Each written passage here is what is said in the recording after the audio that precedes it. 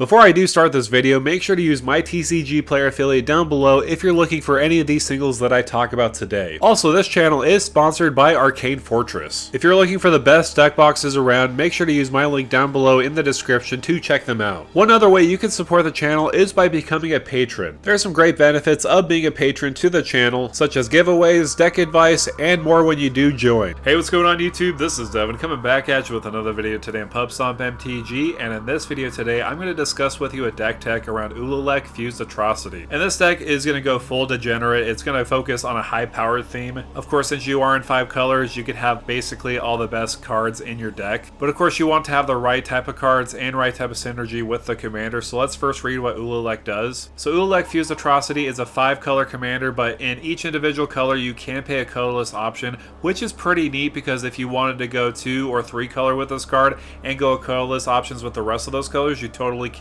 You don't have to go 5 color, you could even go 1 color if you wanted to with this commander specifically. But of course this card is devoid and it does not have any color, and also whenever you do cast an Eldrazi spell, you may pay 2 colorless mana. If you do, copy all spells you control. Then copy all other activated and triggered abilities you control. You may choose new targets for those copies. So I'll be honest, I had to read this card a couple of times to truly understand it because it's basically a paragraph of text that I haven't seen in a card previously. But make no mistake, this card is extremely powerful because of course a lot of Eldrazi do have cast triggers. But overall, I'm extremely excited about this commander and building it. Of course, I'm not sure what the lore implication of this card is because of course it combines the name of Ulalek and Kozilek, and so I'm not sure if it's after they got destroyed or even beforehand. Either way, I'm all for it. Hopefully we get more Eldrazi cards in the future because I'm all about it. So in this video, I'm going to talk about a lot of different strategies that you may want to follow so that you can make this the truly degenerate deck that your opponents will have nightmares about.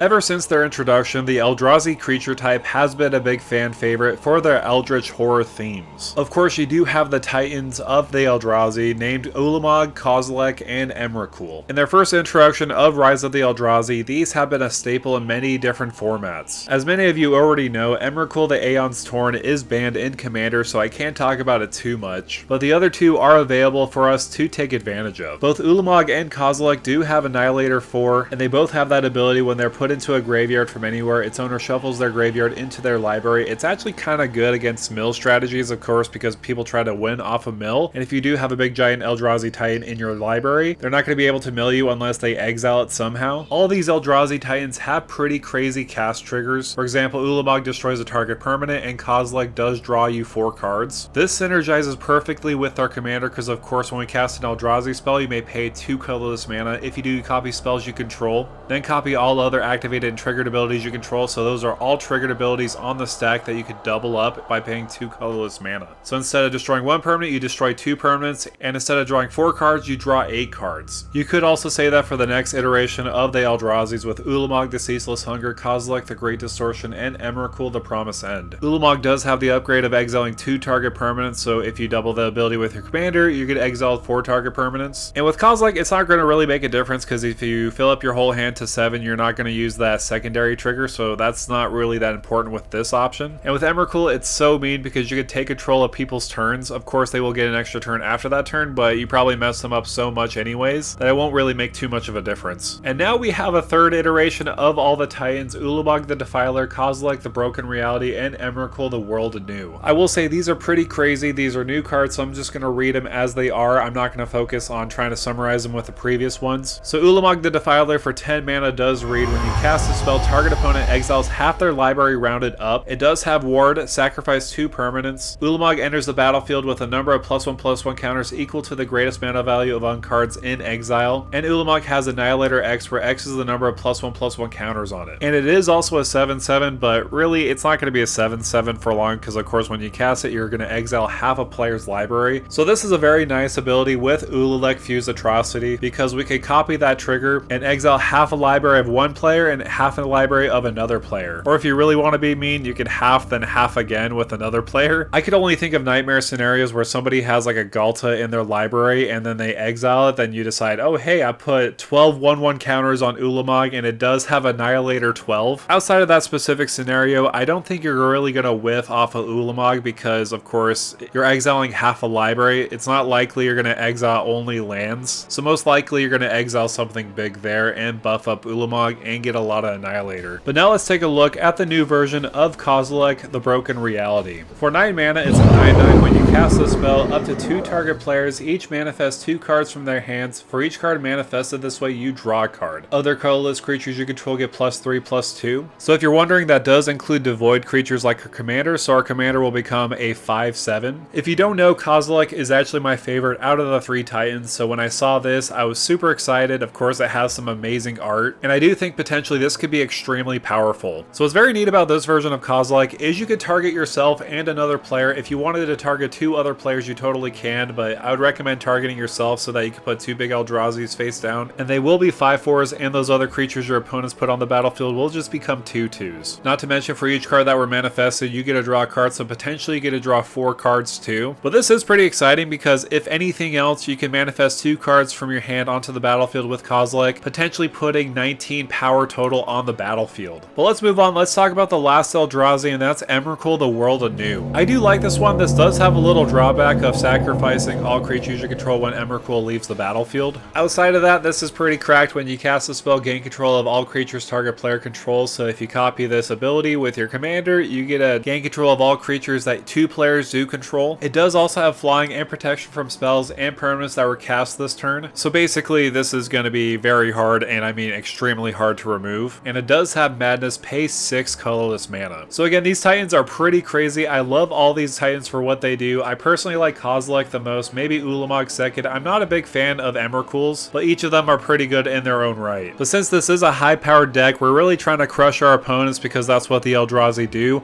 What are the win cons of the entire deck? What are we trying to achieve? The whole entire deck revolves around cast triggers. That does include the Titans and other Eldrazi within the 99. So of course you want to take advantage of those cast triggers, so there's a lot of ways to do so, most notably Cloudstone Curio and Temur Sabertooth returning cards to your hand. With Cloudstone Curio, does have that ability whenever non-artifact permanent enters the battlefield under your control, you may return another permanent you control that shares its permanent type to its owner's hand. And with Temur Sabertooth, you may pay 1 and a green to return another creature you control to its owner's hand. And it also gains indestructible, but that's not the big point. So this way, if you have a lot of mana lying around where you can cast big giant Eldrazi's, which you probably are going to win anyways because you have all that mana to do so, each turn you can decide to just put it back to your hand with Temur Sabertooth. Of course, you do have to cast another creature with Cloudstone Curio, so that's why I do think Temur Sabertooth is better in this situation alone. Then later on, maybe even that turn or the next turn, you could just cast that big giant Titan and then get that cast trigger over again. Of course, if you do want to do this as much as you'd like, you could use Dockside Extortionist with one of these 2 cards to get infinite mana as long as you're making enough treasures to do so. And then you can just recast that big giant Eldrazi. Let's just say you have an Ulamog in your hand that you keep on recasting. You could just exile all the permanents that everybody owns on the battlefield. Or if you have a Kozilek Butcher of Truth, the same can be said. You could just draw your whole entire deck and find a win con from there. And again, there's a lot of other Eldrazi that do have cast triggers where this could be pretty reliable in just trying to win the game, or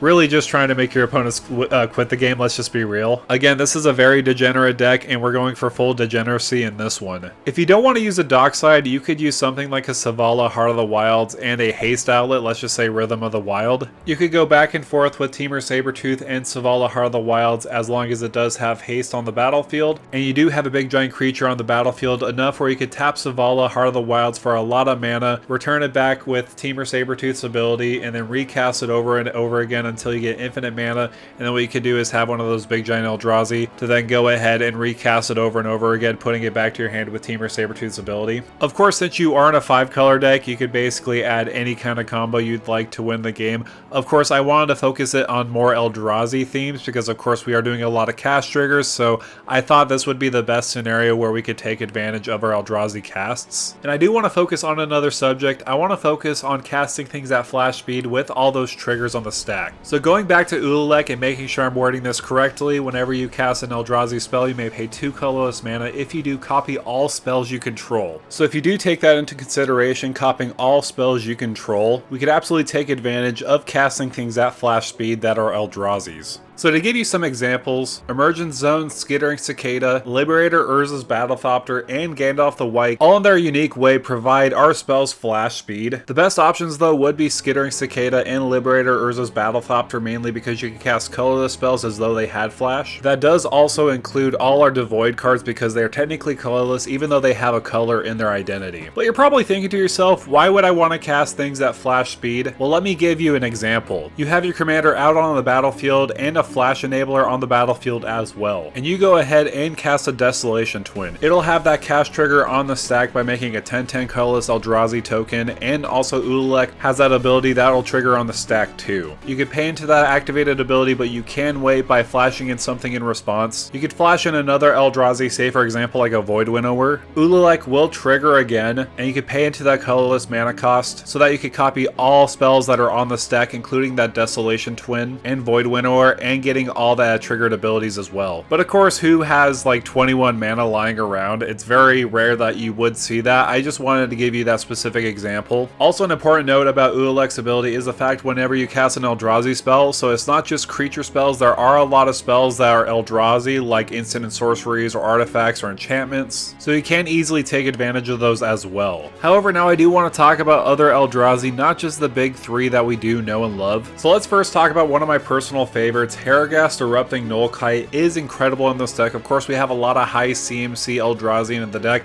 This will help reduce them so that we could cast them for cheaper. Because of that emerge ability, we could just sacrifice another big creature on the battlefield so that we can put one of our big titans on the battlefield for a lot cheaper and potentially for free. Plus, what's very nice about Harrogast's cast trigger is the fact that if we don't have any cards in our hand, or if we do have cards in the hand but they're not really that great, we could just exile them and draw 3 extra cards. A little while ago, I did make a deck tech around Harrogast Erupting Nullkite. If you do want more information about this commander specifically, make sure to check out the link above. Speaking of other commanders that are absolutely perfect for this deck, Ulalek Voidgorger is probably one of the cheapest legendaries besides our commander. This one is pretty brutal because of course colorless spells you cast from your hand with mana value 7 or greater do have Cascade. This one's absolutely nuts on the board. If we could cast this early on and cast a big giant creature, we could just escalate the situation even further by casting and cascading again. And with our commander out, we could cascade and then cascade again because of that ability with our commander triggering on the stack of those cascade triggers. We could copy all those again and repeat it 2 other times. And all by just paying 2 colorless mana. That's going to be extreme value. Other ones to take note of are Worldbreaker, Flare of Loyalties, and Oblivion Sower. And what's very nice about these cards compared to the other ones that I previously mentioned is those were legendary. These are not legendary. So if we cast one of these on the stack, we could copy one of those and put an extra token copy on the battlefield. Worldbreaker is a great removal option for those artifacts, enchantments, or lands, and you could recur it by putting it into your hand by just sacrificing a land if it's in the graveyard. Flare of Loyalties is quite insane, basically just a hijack effect, but those creatures become 10/10s with Annihilator 2, Trample, and Haste, and itself is Annihilator 2 and Trample. So even the smallest creature on their opponent's side can be a big giant scary threat when it's on our side. And Oblivion Sower, if we do copy that ability, that'll be extreme value. We could target 2 different opponents, exile the top 4 cards of their library, and if any of them were lands, we could put them on our side of the battlefield. So this is going to be extremely good if we could exile 8 cards. Any of those are most likely going to be lands so that we could ramp ahead a little bit. I do also personally like Conduit of Ruin and Void Winnower. I do think Conduit of Ruin is going to be excellent because of course if we make a token copy on the battlefield, our creature spells, the first one we do cast, will cost 4 less instead of 2 less if we do have both of them. And also we could tutor for 2 big giant Eldrazi in the process as well. And everybody knows and hates Void Winnower. This is an absolutely disgusting card. Your opponents can't cast spells with even converted mana cost, and your opponents can't block creatures with even converted mana cost. So it's very hard to remove one of these, but if you have 2 of these on the battlefield, this is going to really be a headache for your opponents. And if you do want to see more options, I do have a deck list down below in the description. That way you can check out the entire deck, the ramp, also the control aspect of the deck. I wanted to focus more on the Eldrazi in this video and not so much of the ramp because of course you could check it out, pick which ones you want to choose in your deck. But in this deck tech, I wanted to focus more on synergy with your commander and also talk about great Eldrazi's that will basically be highlights and basically be win cons in your deck. However, that's going to do it for me, guys. Thank you guys so much for coming by and watching this video on Ulalek Fused Atrocity. I wanted to branch out of the pre-con and focus on this individually as a commander itself. And like I mentioned previously, I wanted to focus on a higher powered version of this deck because I wanted to push it to its max. I don't think it's going to be quite CDH at all, but I feel like in high power setting, this is going to be incredible. Of course, if you're running a very good mana base and focusing on a lot of great synergy with Eldrazi, I feel like you can get the big giant Eldrazi pretty quickly. I know that's the big obstacle for a lot of Eldrazi decks, is having that high CMC. But trust me, there's a lot of ways where we could take advantage of ramp spells because of course we are in 5 colors. We do have access to green. We also do have access to control in blue, and all those other options are just going to be making this deck absolutely busted. But now I would like to hear from you. What are your thoughts and opinions about Ulalek Fused Atrocity? Again, I feel like it's very powerful, but I would love to hear your thoughts down below in the description so that I can kind of gauge what people think about it. Also, make sure to like, share, and subscribe to the channel. And with that out of the way, thank you for stopping by.